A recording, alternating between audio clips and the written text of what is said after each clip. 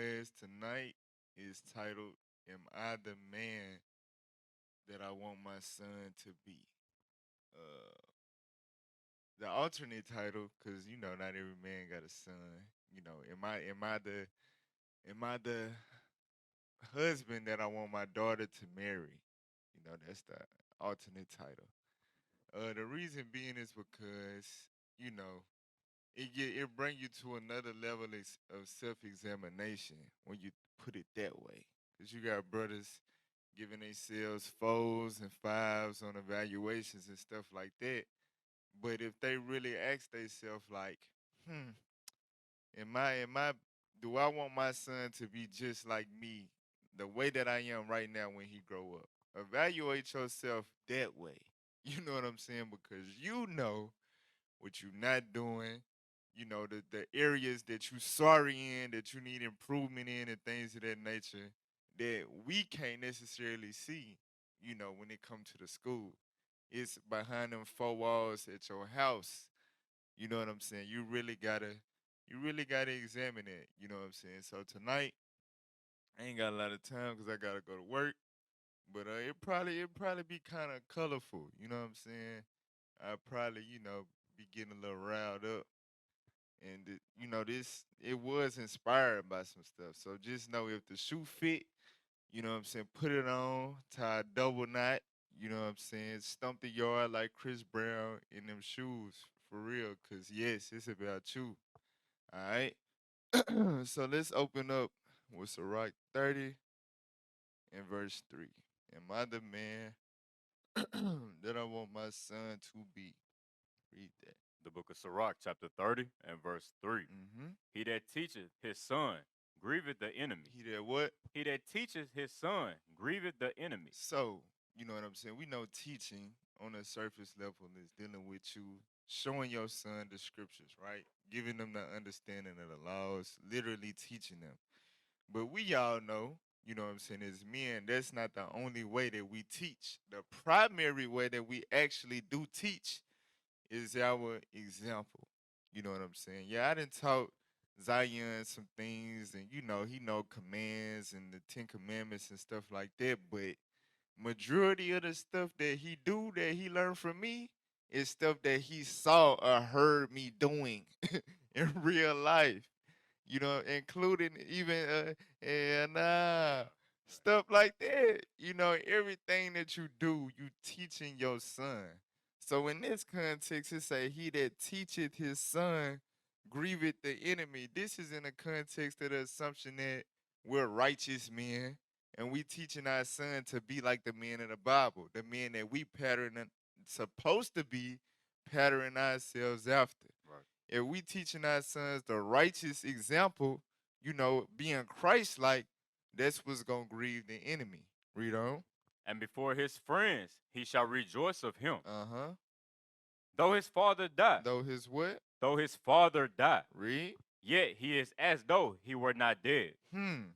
For he had left one behind him that is like himself. So we know like Ezekiel 16:44, as the mother is, so is the daughter. This scripture right here is saying when you die as a father and you got a son, it's gonna be like you never died. But you gotta examine, hmm, do I want my son to be just like me? Cause I know what the Bible say how a man supposed to be, but hey, I can't keep a job. I be playing a damn game all day. I'm always making excuses. You know what I'm saying? I'm not really growing in the truth. Me and my wife, we can't get along. Do I really want my wife to be just like me? Because that's what God said is gonna happen. All right, so from there, get Isaiah chapter 3, verse 1. So, it's understood that um for the most part, as first fruits, we ain't coming. Our daddies went in the truth. You know what I'm saying? So we born again. We newborn babies. We gotta, you know, God, the heavenly Father is our father figure. You Right. know what I'm saying? And the leadership that He put over us in His truth. So, if it wasn't for that, basing our lives off that, you know what I'm saying? This is the prophecy concerning how we grew up and the men that's in our community outside of this truth is. Read that. The book of Isaiah, chapter 3 and verse 1. Uh-huh. For behold, the Lord of hosts, does take away from Jerusalem and from Judah the stay and the staff, the whole stay of bread and the whole stay of water. Right. So that's talking about him taking away our food and water supply when he punished us through famine and stuff like that. When you examine the black community today, that's that's what we living through. You know what I'm saying? We don't got our own food and water source. We gotta go to the enemy. We ain't had our own economy since we been in this land. Right. For real. So God said that he would cause that to happen. And guess what else came behind that? Read on. The mighty man and the man of war, the judge and the prophet, and the prudent and the ancient, the captain of 50, and the honorable man, and the counselor, and the cunning artificer, and the eloquent orator. Right, orator. So God said he was going to take away not only our food and water supply, but our mighty men, our judges, our wise men, our leaders, our captains, our honorable men, our counselors, Right. our cunning artificer. That's going into people that can actually create stuff. You know, men that work with their hands. God said he was going to take that away from Judah. He was going to take that away from us. So we grew up, hey, ain't nobody show me how to change no damn earth. I just found out it was 2 easy steps. Right. I'm finna be 25. Ain't nobody teach me that. You know what I'm saying? Let alone how to build a house. You know, how to weld, you know what I'm saying? God said he was going to take that away. The leadership, the honorable men in our community. Look at the so-called honorable men we got. Derrick Jackson. For real. And them spirits is in the truth with us. For real, brothers be slow. And all that when they come in here, but at the crib, they don't hold no authority. You know what I'm saying? They don't lay down no laws. They not even a real provider. For real. Watch, read on. Verse 4. And I will give children to be their princes, and babes shall rule over them. So when the man of understanding is taken out of the way, it said that the children, the young men, the sons, they gonna have to be the leaders. They the ones that's gonna be leading the nation. And watch what come behind that. Read. And the people shall be oppressed, every one by another. So when there's no honorable men playing the father figure roles in our community, when it's no hard-working men, no leadership figures, the children, the young men grow up without their leadership, without that example being set, and it said the people shall be oppressed by each other. Right. That's what's going on in our community. Right. That we are a product of this right here. So if you in a truth and you not breaking a cycle, you not being, because we gonna get into the prophecy. God is setting this stuff back in order using us. You know what I'm saying? If you not falling in line with that, being a judge that's restored to the community, your son is gonna grow up to be what we reading right here. Somebody that's fueling the oppression between one another in our community, not contributing to the rebuilding of our nation. Read on. And every one by his neighbor. The child shall behave himself proudly against the ancient, and the base against the honorable. So the children and young men grow up and be disrespectful. Read on. When a man shall take hold of his brother and of the house of his father, saying, Thou hast clothing, be thou our ruler, and let this ruin be under thy hand. Look at what God is saying right here. This is the state that our communities is in. And the proof is in the pudding with the entertainment world and the Instagram and all of that. Right. The people on social media, they're shining. They got them racks and the cars or whatever. God said it's going to come to a point in the black community. It say, we going to take hold of a brother and we going to say, thou hast clothing, meaning you clean. You fresh. Be our ruler, not you wise. You know what I'm saying? Not that you strong and mighty, a strong provider. No, you clean as hell. Your grill clean. Yo, them retro hard. Be our ruler. For real. Read on. In that day shall he swear, And watch what the fresh boy gonna say. Read. saying, I will not be an healer. I'm straight on that. I ain't trying to be. I ain't with all that leadership revolution. I'm straight, and that's what you see. Who is a revolutionary amongst this fresh as I'm is ass young niggas? Who? Who is it? Who's stepping up to try to against the evildoers trying to restore our people? Not one. Not a damn one. They worry about scamming and PayPal and eBay and all that. They not worried about restoring their people. Period. And that's because they fathers was not men of understanding. They fathers didn't give them that example. They don't know. They don't know how to be a great man to their community. Read on. For in my house is neither bread nor clothing. Make me not a ruler of the people. Read. For Jerusalem is ruined, and Judah is fallen. Mm. Because their tongue and their doings are against the Lord, to provoke the eyes of his glory. So it say we are ruined. We are falling because of this thing. Because of the men of understanding not being the father figures in our community. And the generation we see now is a product of that. Read on. The show of their countenance doeth witness against them, and they declare their sins as Sodom. They hide it not. It say they declare their sin as Sodom, meaning not only are they disrespectful, you know what I'm saying, they vain, they don't care about their people, they are gay. They effeminate as hell. When you not being a father that you supposed to be, and the mama is doing, you know what I'm saying, she the main influence on your son, guess what?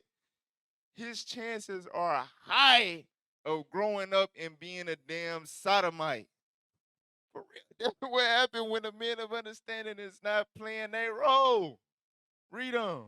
Woe unto their soul, for they have rewarded evil unto themselves. Say ye to the righteous. That's it.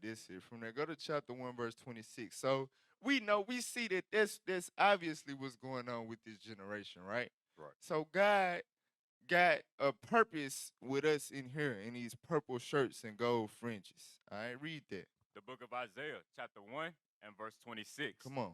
And I will restore thy judges as at the first. So God said, yeah, I'm going to take the mighty men away for a time.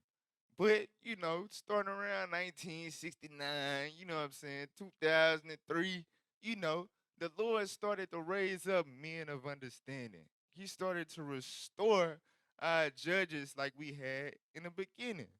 In Deuteronomy 1, when he said, make these judges and officers throughout all your gates, right. God said he restoring that, starting with us.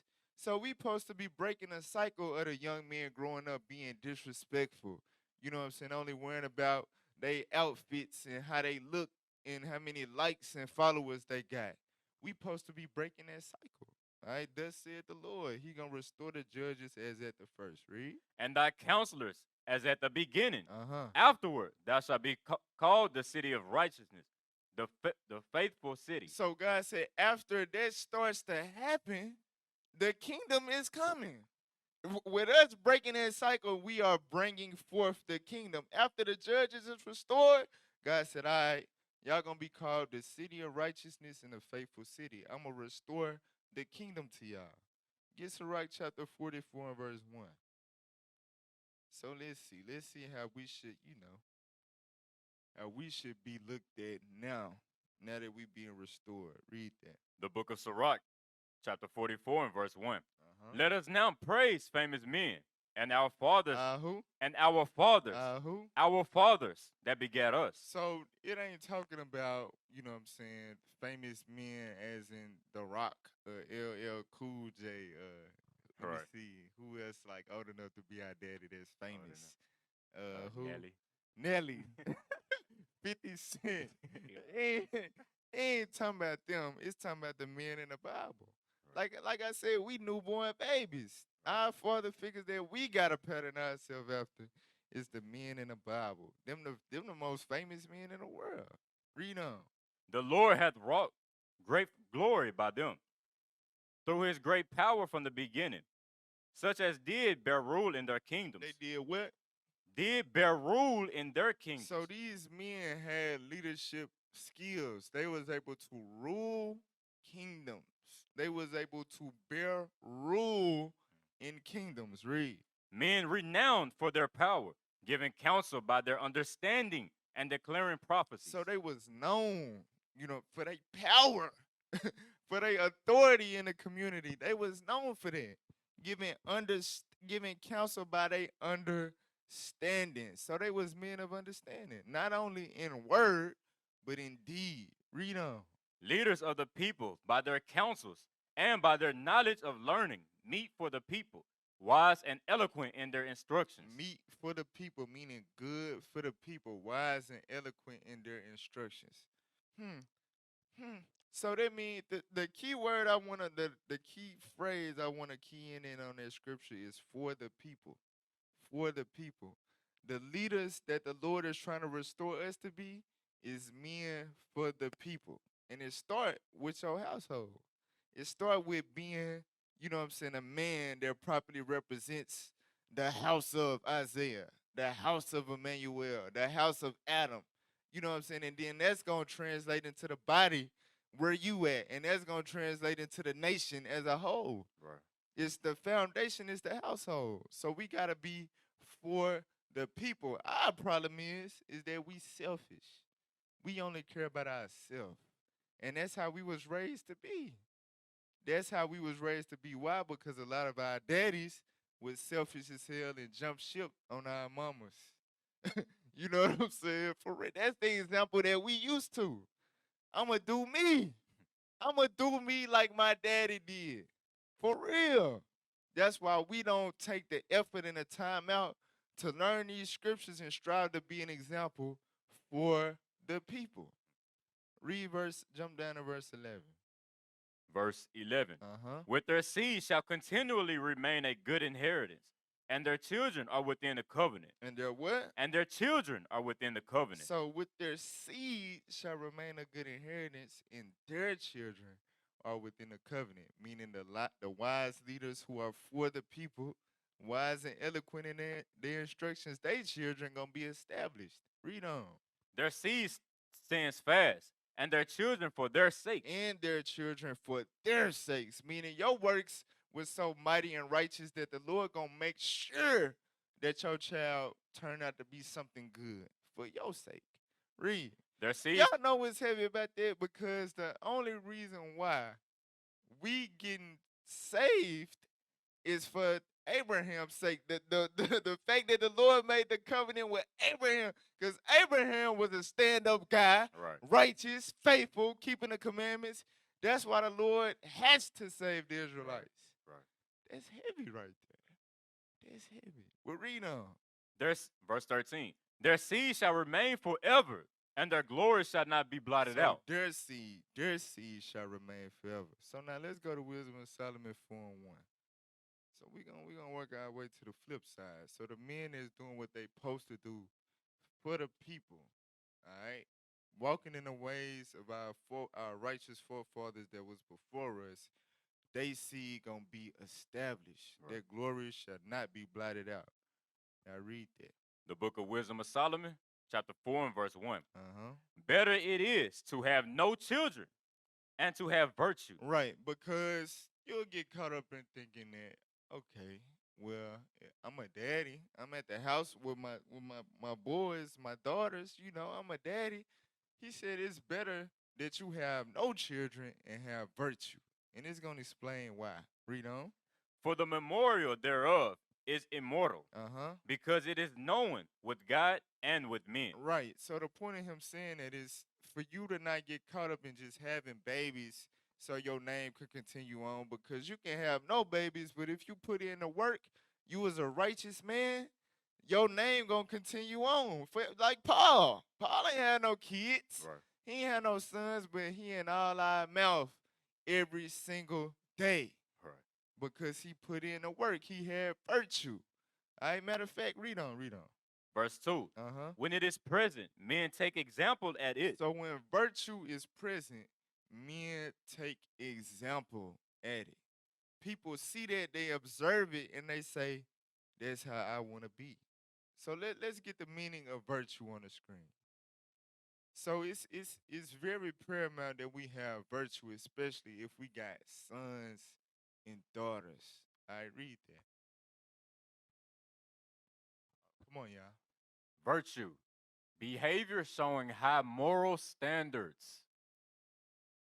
Right, behavior showing high moral standards. High moral standards. So, if you verbally abusive to your wife in front of your kids, is that high moral standards? If all Uh, you do is sit on your ass and yell at your wife, and she the breadwinner, she doing more work than you in and out the house and in the body. Is that high moral standards?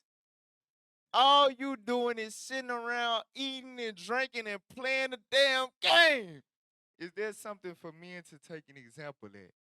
Is that what you want your son to grow up to be? Go back to the definition. I'm gonna point out some synonyms real quick. All right, so righteousness, morality, rectitude, honesty, uprightness, respectability, nobility, trustworthiness, pureness. But this the one I want to key in on: integrity.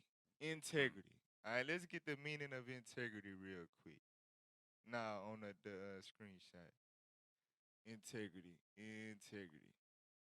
Read that outside there. Integrity is doing the right thing, even when no one is watching.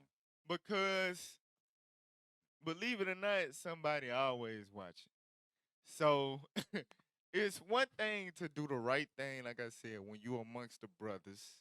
You know what I'm saying? You could bring it out at camp. You could be a code teacher, code reader. You could be somebody that, when they're around brothers, you enjoying the fellowship and all of that.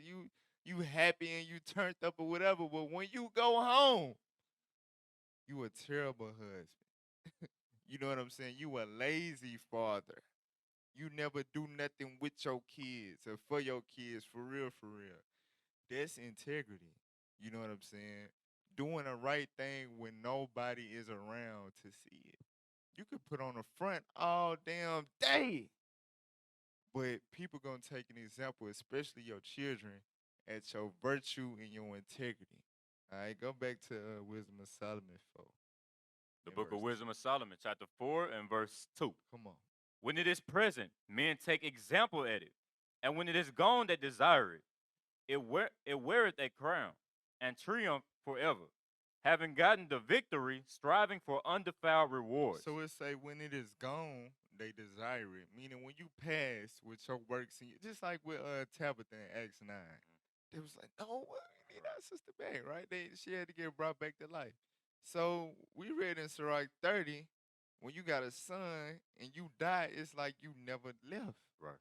So if you got virtue, you know what I'm saying, and you got a son and they taking an example at that, they striving to be like they daddy, guess what? When you pass,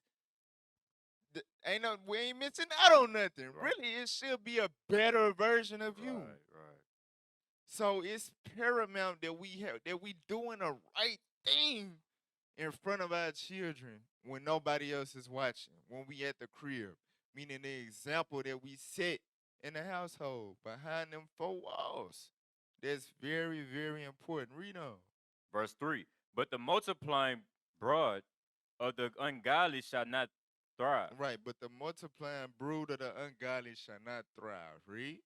nor take deep rooting from bastard slips, nor lay any fast foundation. Right. So this, the words in the scriptures a little archaic. So let's get the meaning of brood. It say the multiplying brood of the ungodly, meaning because godly means God-like. Right. You know what I'm saying? God is a provider, a protector. You know what I'm saying? He feed us, he clothe us. You know what I'm saying? He teach us. You know, that's what God do. A godly man gonna do that in his household. If you a bum, you not godly. Right. It say the multiplying brood of the ungodly shall not thrive. Let's get the definition of brood on the screen. All right. Brood, a family of young animals, especially of a bird, produced at one hatching or birth. Uh-huh. Read this first synonym. Offspring, Offspring, meaning your child. That's what it's going into. So it say the child or the children of the ungodly shall not thrive. Why? Because you was a sorry ass daddy.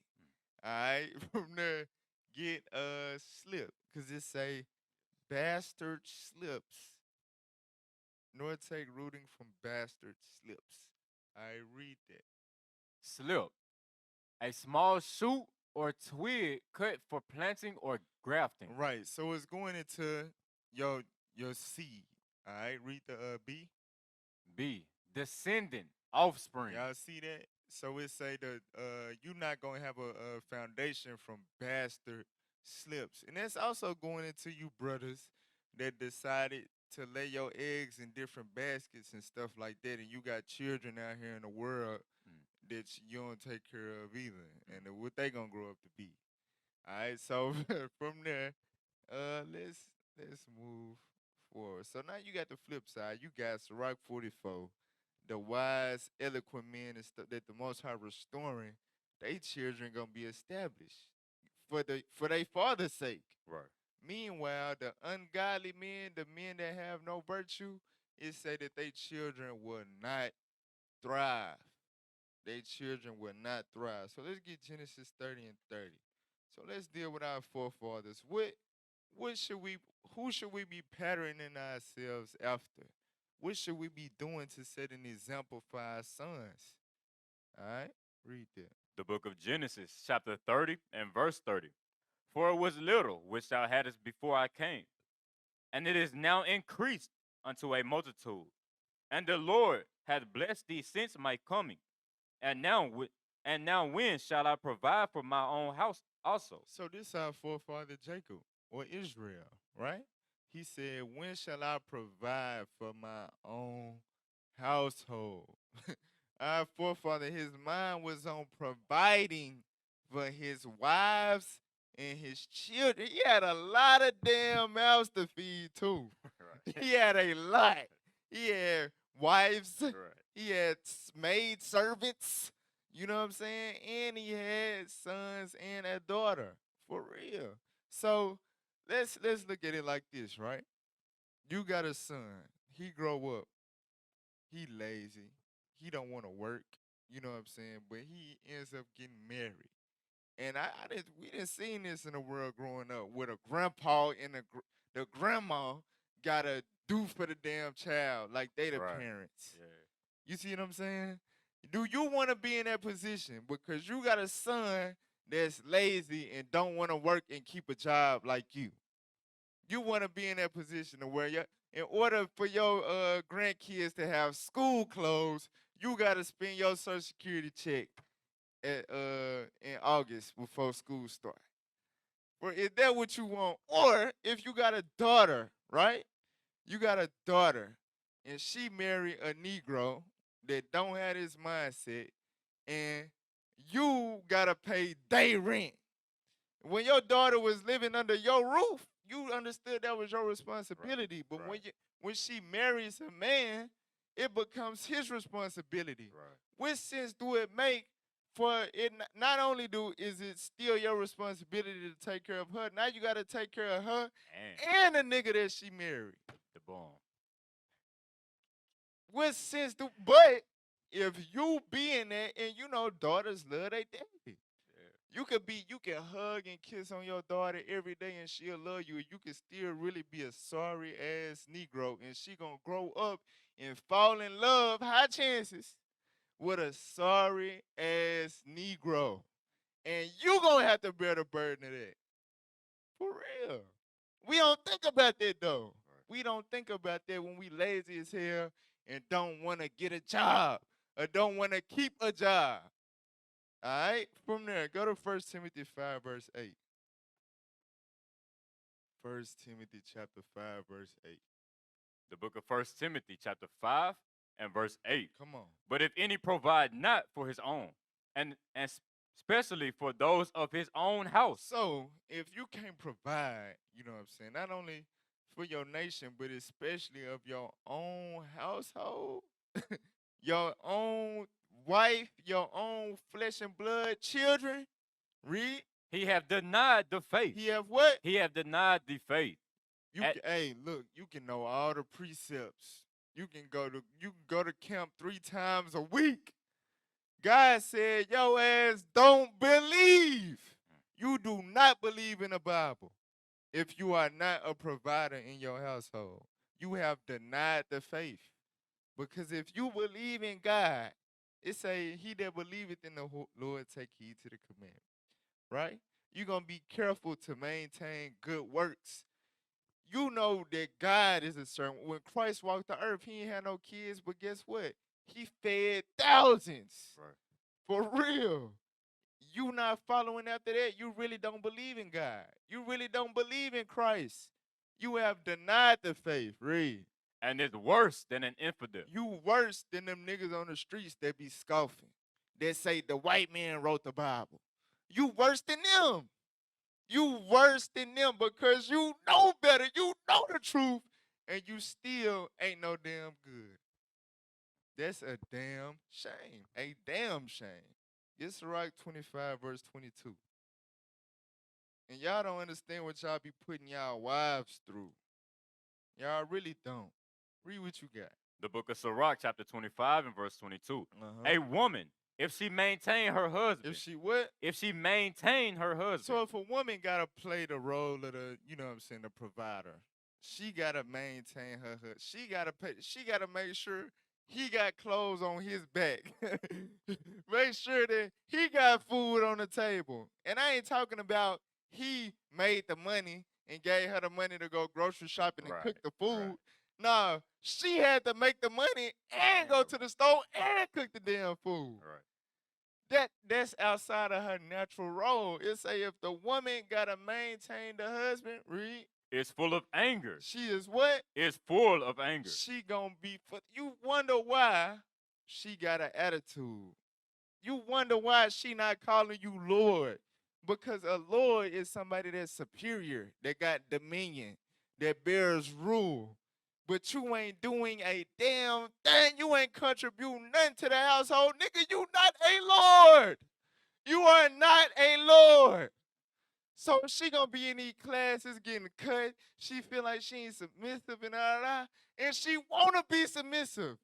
But your actions is not giving her the true ability to do so. So she gonna be angry. She gonna be mad. She gonna be mad at you because you ain't right, and she gonna be mad at herself for somehow falling in love with your sorry ass and ended up married to you and having kids with you. Read.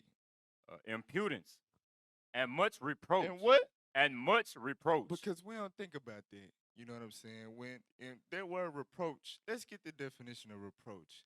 Because when you, as the man, is sorry and slothful and got a certain reputation or whatever, it don't matter how good your wife is in the body. That's gonna have an effect on her. The household ain't right. She could be doing everything right, but if you ain't right, the household ain't right. That's like when brothers get put out. A lot of times, they wife gotta get put out with them. Right.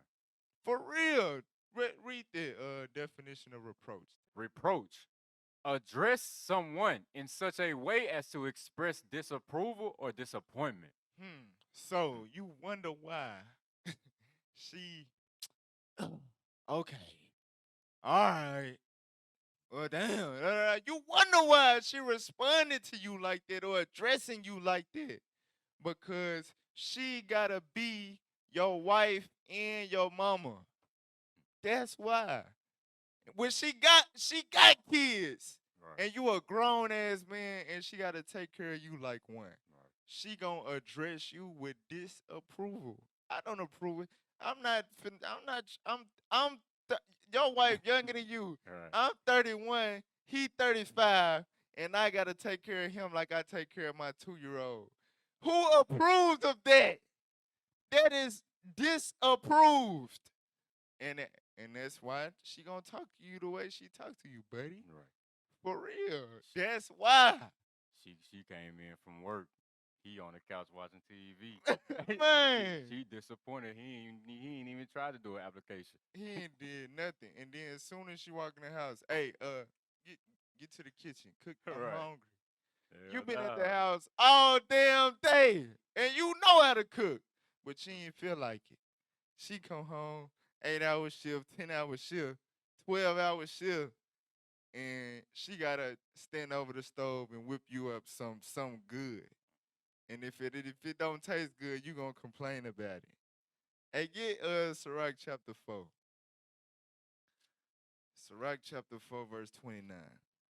The book of Sirach, chapter 4, and verse 29. Uh-huh. Be not hasty in thy tongue, and in thy deeds slack and remiss. So God said that you hasty in your tongue. You quick to point out something that your wife doing wrong.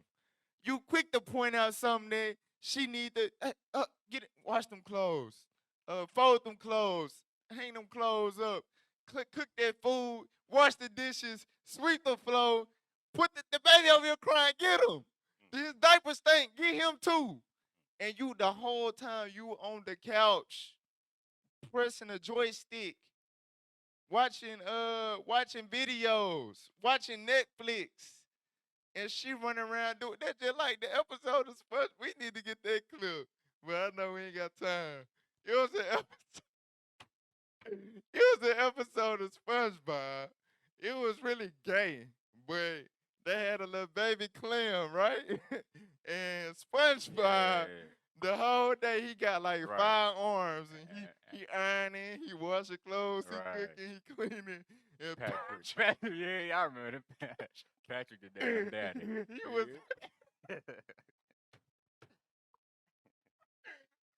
I'm sorry, look, he was acting like he was getting up and going to work. He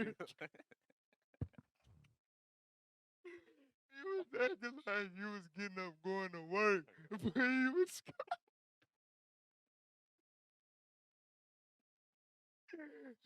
going to a damn man cave. Hell nah. Hey, hey, SpongeBob knew the TV show. Hey, the creator knew what was going on in the black community. Yes. Bruh, he was kicking back, eating donuts, chilling, watching Sports Center every day while SpongeBob was maintaining the house. Mm. For real. That's what y'all doing. You Patrick Star ass brothers. That's what y'all doing to y'all wives. Read on. Oh. Verse 30. Be not as a lion in the street, nor No. Read that again.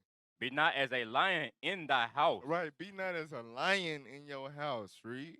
nor frantic among thy servants. So what is a lion? A lion is you constantly giving demands. You on her ass. You rah, but you ain't doing nothing. That is what makes a lion. Read on. Verse 30. Uh-huh. Let not thy hand be stretched out to receive. Right. You ready to receive that hot plate that she gotta cook after she get off work. You know what I'm saying? You ready for that hot plate. What that mean? Oh, y'all got play the video. Play the video. Let's finish the scripture. It say, let not thy hand be stretched out to receive from your wife. Read. And shut when thou shouldest repay. But when it's time to pay the bills, you know what I'm saying? I don't know, congregation. You know what I'm saying? Let me hit up the officer. Let me hit up the cap. Man, what the unemployment at? You know what I'm saying? You ain't bringing nothing forth, but you demanding and demanding and demanding from your wife all the damn time, but you never got nothing for her. You ain't doing nothing for the household. All right, this who you are. Play that.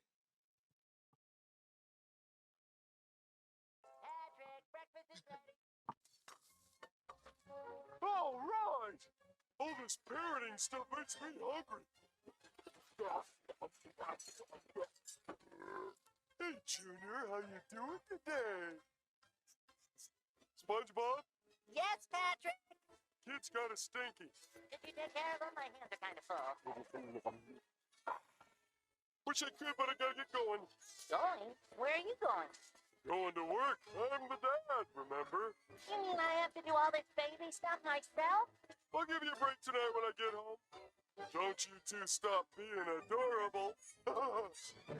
Alright, that's what makes you a lion in the house. You know what I'm saying? You got all these demands, but you not doing nothing. And you know she gonna keep quiet because she care about how you look to the body and your leadership.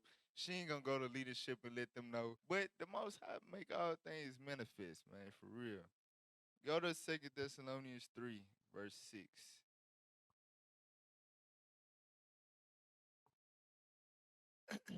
The book of 2 Thessalonians, chapter 3 and verse 6. Come on. Now we command you, brethren, in the name of our Lord Jesus Christ, that ye withdraw yourselves from every brother that walketh disorderly, and not after the tradition which he received of us. So Paul is addressing the Thessalonians. He said, look, his brothers, y'all need to stay away from. You know, stop hanging around them, stop letting them come with y'all to teach and stuff like that because they walking disorderly. Let's see what he really addressing. Jump down to verse 10. Verse 10. For even when we were with you, this we commanded you, that if any would not work, neither shall he eat. Right, so that's a commandment. If you don't work, don't be sitting out there with your hands stretched out trying to eat. No, you work. You gotta work. That's what God told Adam in the beginning. By the sweat of your brow, you gonna eat bread. That's how it gotta work. Keep reading. Verse 11. Uh-huh. For we hear that there are some which walk among you disorderly, working not at all, but are busybodies. That's the disorderly he was telling the congregation to withdraw themselves from. The brothers who not working.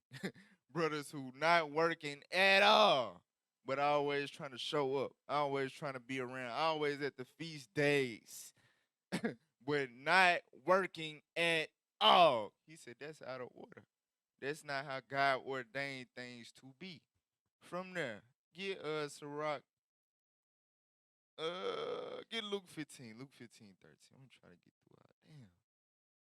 Luke 15, 13. So, I know it's some brothers watching. You know, they like, the knife is hitting me, but it ain't cutting me. Cause, you know what I'm saying? I go to work.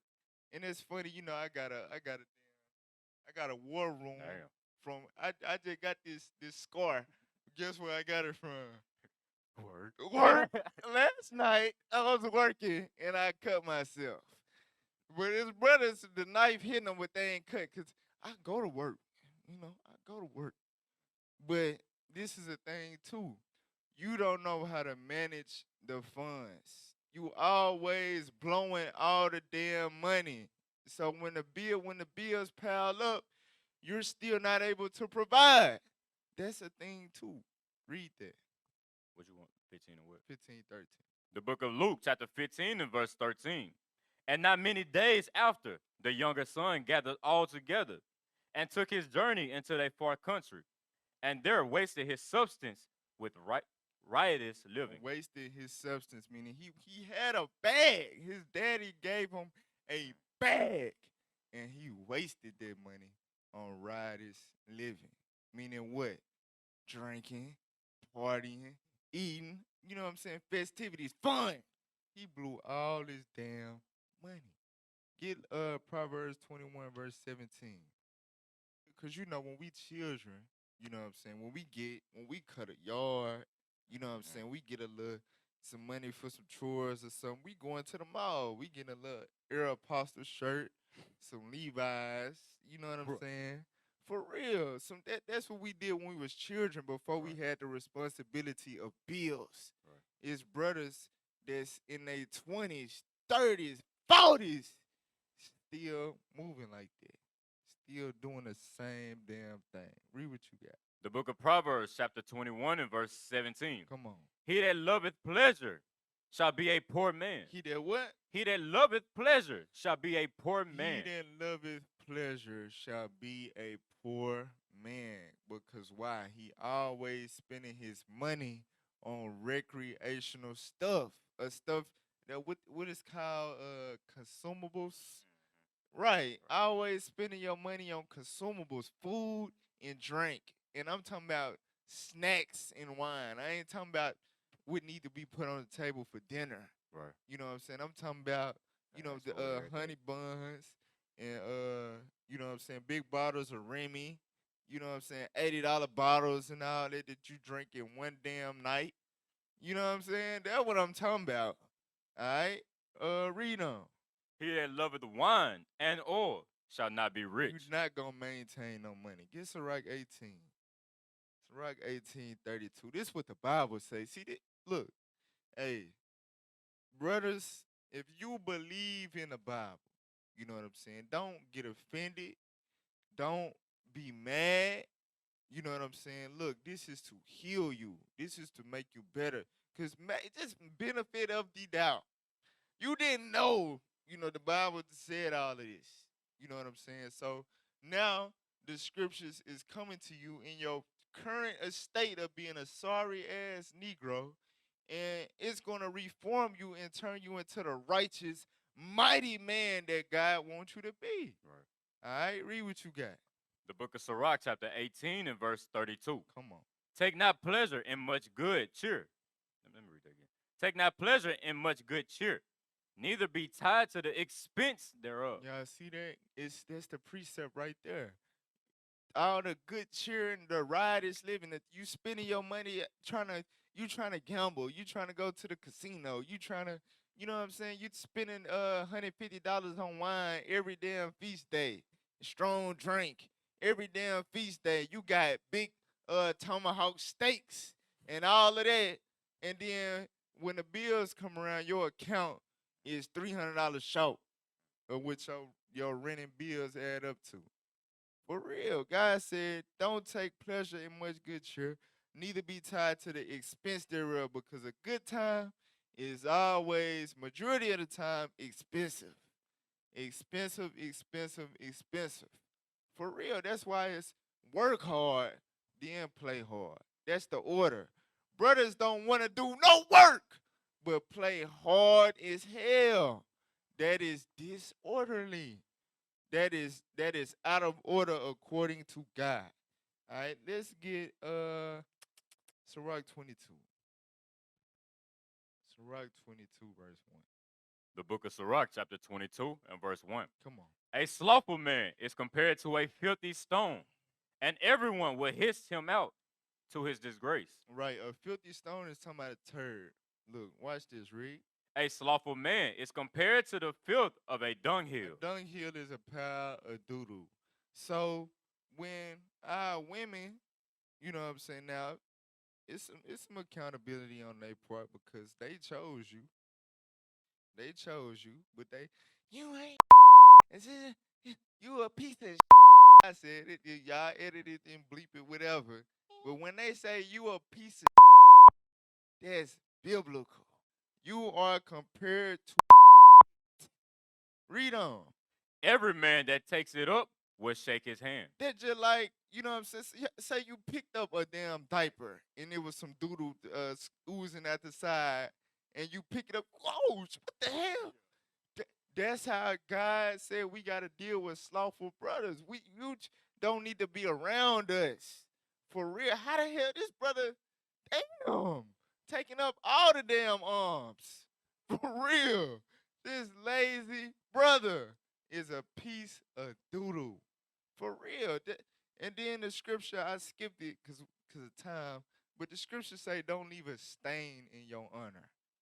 You know what I'm saying? Being slothful, lazy, not a provider for your wife and your children, that is a doo-doo stain. That is a doo-doo stain in your honor. For real. From there, go to Numbers 32, verse 6. So now, we're going to shift from the household, right, to being a warrior, a soldier for the Most High. Because we all want our sons to grow up and be soldiers, right? Right. Be warriors for the Most High God. Right. But this you, though. Read. The book of Numbers, chapter 32, and verse 6. Uh-huh. And Moses said unto the children of Gad and to the children of Reuben, shall your brethren go to war, and shall ye sit here? Right. So your brethren go to war, and you sit there. You at the crib. You chilling. You playing a game. You watching Sports Center. You know what I'm saying? While your brothers putting their life on the line. And you got the rank. You got the ability to go out there and go to war with your brothers, but you rather sit at the house. What type of man is that? Is that you? Is that you? From there, go to 2nd Ezra 10:33. 2nd Ezra 10:33. For real, remember, you know what I'm saying? The scriptures say that I will therefore that younger women marry and bear children and guide the house. Meaning they gotta be at the house, maintain the house, and all of that. You not the younger woman, bruh. Go out, go put in some work, go to work, do something. If you at the house all day, you acting like a woman. For real. And that's not your role, playboy. All right, read that. The book of 2nd Ezra, chapter 10, and verse 33. Come on. And he said unto me, stand up manfully, and I will advise thee. Do what? And stand up manfully. Stand up manfully. Manfully. So let's get a precept for that. Second Maccabees 13:14. A part of standing up manfully is being able and willing to put your life on the line for your people. That's what a man do. A man go out there like in ancient times, right? We ain't had, it wasn't no Walmart, no Kroger. You had to go and hunt. You had to go kill to bring home food to your family. You had to leave the damn house and you had to go and kill. You had to put your life in danger to feed your family. Now you got it good. You know what I'm saying? The white man do it for you. It got the the little slabs of meat and all that at the grocery store in the damn refrigerator and the freezer. All you gotta do is punch a clock. All you gotta do is hit a clock every day to be able to make some paper to go and purchase this stuff. You ain't gotta go out. You ain't gotta leave the house and kill no more. You just gotta leave the house in some damn work uniform, hit the clock for 8 to 10 hours. That's it. And brothers don't want to do that. How will you survive in the wilderness? You know what I'm saying? You not fit for survival. Read that. The book of 2nd Maccabees, chapter 13, and verse 14. Come on. So when he had committed all to the creator of the world, and exhorted his soldiers to fight manfully. To do what? To fight manfully. Read. Even unto death, for the laws, the temple, the city, the country, and the commonwealth. Y'all see that?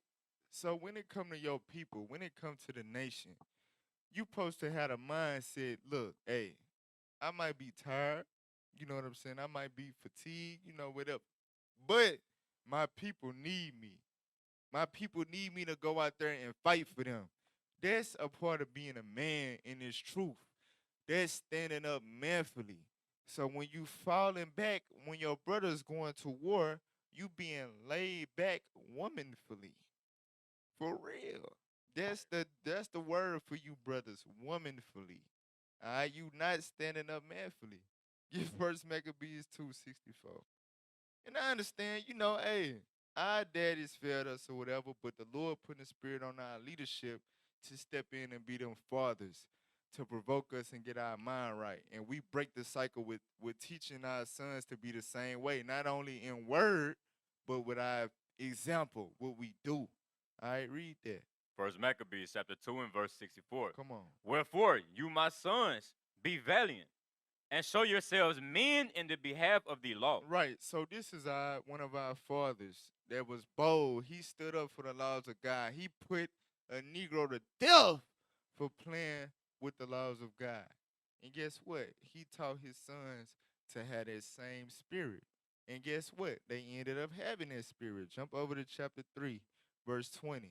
So this dealing with Judas Maccabees, the son of Mattathias, who told his sons, stand up manfully for the laws of God. Read what you got. First Maccabees chapter 3 and verse 20. Come on.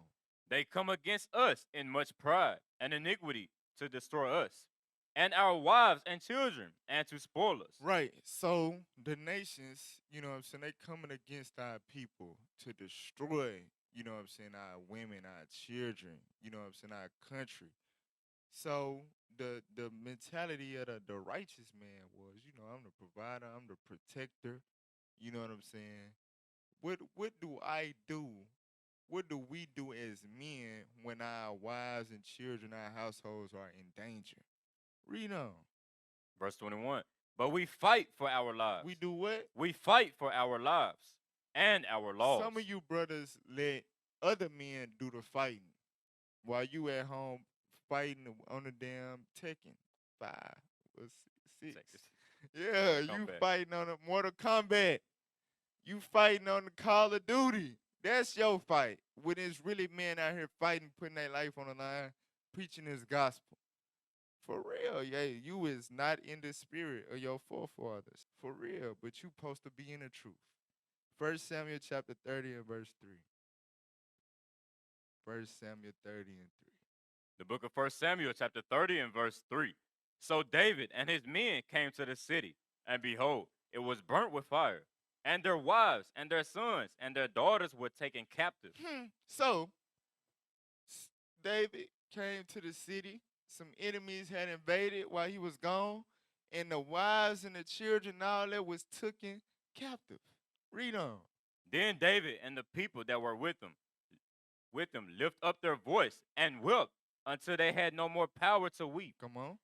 And David's two wives were taken captives, Ahanom and The Jezreelites. Jezreelites, Uh-huh. and Abigail, the wife of Nabal, the Carmelite. Right, so both of David's wives was taken. So let's see. Did he just sit back? Did he just be sad about it? You know what I'm saying? Because he didn't want to go out there and put his life in danger. He only cared about himself. Because David, you know, he could have been like, man, I give me some new wives or something. Right. You know what I'm saying? Let's see what he did. Jump down to verse 16. Verse 16. Come on. And when he had brought them down, behold, they were spread abroad upon all the earth, eating and drinking. So the enemies that took our women and our children, you know, they were spread abroad, eating and drinking. David caught them lacking. Read on. And dancing, because of all the great spoil that they had taken out of the land of the Philistines and out of the land of Judah. Come on. And David smote them from the twilight even unto the evening of the next day. And there escaped not a man of them, save 400 young men which rode up upon camels and fled. So David didn't sit there and be sad about his people being took. He went and got busy. You know what I'm saying? He went and started swinging that sword. Read on.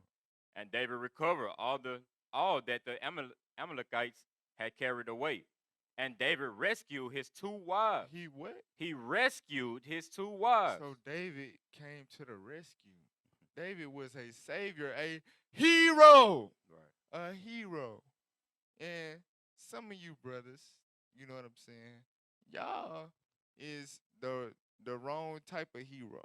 But that's another story. That's another category of men right there. But you know what I'm saying? Some of you brothers, y'all wives know deep down inside, I won't be able to depend on my Lord to save me. I got a better shot at Officer Zerah coming to save me when I got a better shot at Officer Baruch, Officer Emmanuel to come and get me out of distress. Because I know my husband ain't gonna lift a damn finger. He lazy. He really don't care about me. For real. Read on. Verse 19. And there was nothing lacking to them, neither small nor great, neither sons nor daughters, neither spoiled nor anything that had taken to them. David recovered all. Right, so David went and got everything back. Let's get that. Well, Abraham, Genesis 14, verse 11. Genesis 14, verse 11. The book of Genesis, chapter 14 and verse 11. Come on. And they took all the goods of Sodom and Gomorrah, and all their victuals, and went their way. Verse 12. And they took Lot, Abram's brother's son, who dwelt in Sodom and his goods and departed. Right. So some nations came and invaded Sodom and they had kidnapped Lot. So let's see what Abraham Almighty for. Let's see how he got down. Read. And there came one that had escaped and told Abram the Hebrew, for he dwelt in the plain of Mamre, the Amorite, brother of Eshcol, and brother of Aner. And these were confederate with Abram. Come on. And when Abram heard that his brother was taken captive, he armed his trained servants. So when he heard his brother, his nephew, was taken captive, he got suited. He got suited and booted. He didn't just sit there and marvel at, damn, for real? The hell no. He got with the you know what? He got with it. Read on.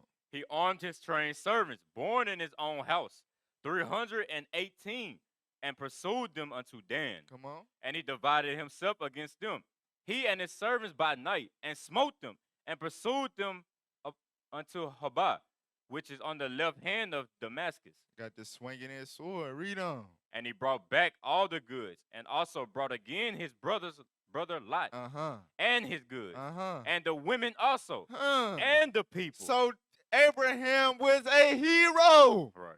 He came to the rescue. His people was in danger. He stood up manfully and saved them. For real, that's the type of men we supposed to be. For real, from there, 1 Kings 3:3. So we read about David, right? That's an example, you know what I'm saying, you want to set for your son. When the people in distress, when the women and children taken and stuff like that, your son supposed to look at you and be like, I know daddy finna get busy. For real. Read 1 Kings 3:3. 1 Kings chapter 3 and verse 3. Come on. And Solomon loved the Lord. Solomon did what? Loved the Lord. Walking in the statutes of David, his father. So by David setting that example as a man, standing up manfully for his people, for the Most High God, his son, once he was gone, his son loved the Lord by walking in that same example. For real. You gotta examine these scriptures and think, how do I really show that I love the Lord and love my people?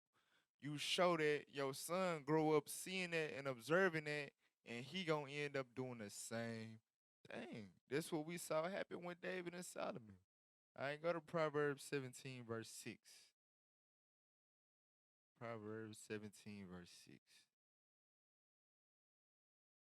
The book of Proverbs, chapter 17 and verse 6. Come on. Children's children are the crown of old men. Come on. And the glory of the children are their fathers. The glory of the children are their fathers. Because, you know, hey, the way we grew up, you know what I'm saying, we was bragging about our daddy at school. If our daddy was a gangster, you know what I'm saying, my daddy locked up. You know, he had smoked some niggas. And my daddy OG. And you know what I'm saying? That for real, that was our glory in school. Right. But in righteousness, our son's supposed to be like, my daddy a mighty officer. My daddy a mighty captain. Right. You know what I'm saying? My daddy put in work. My daddy, you watch my daddy class? You know what I'm saying? You see my daddy camp video? That is the glory of these children. And you might be their brother that ain't giving your son nothing to glory of. All these other little kids, they run around talking about, you know, they got links they can share. They daddy doing the work. They have nothing to show for you. Nothing. They have nothing to glory of on your behalf. That's terrible. Go to Sirach 3 and 11. Sirach chapter 3, verse 11. The book of Sirach, or Ecclesiasticus, chapter 3 and verse 11. For the glory of a man is from the honor of his father. You see that? The glory of a man is from the honor of his father. So you should be a man of honor. You should strive to be an honorable man in this truth. Somebody who known to provide. Somebody who known to be ready to go to war, put his life on the line for his people. Not a slothful, lazy, no good, you know what I'm saying, complaining, a lion in a household. Because not only that, your son going to grow up and be the same way with somebody's daughter. You know what I'm saying? Or you showing your daughter that it's okay to be with a nigga like that when she grow up. For real. That's dishonorable. From there, Sirach 41:7. I'm gonna close it out with this right here. Cause guess where I gotta go? Word. Word. Sirach 41:7. The book of Sirach, chapter 41 and verse 7. Come on. The children will complain of an ungodly father. The children will complain of an ungodly father, a father that ain't fulfilling this stuff that we reading. He not God-like.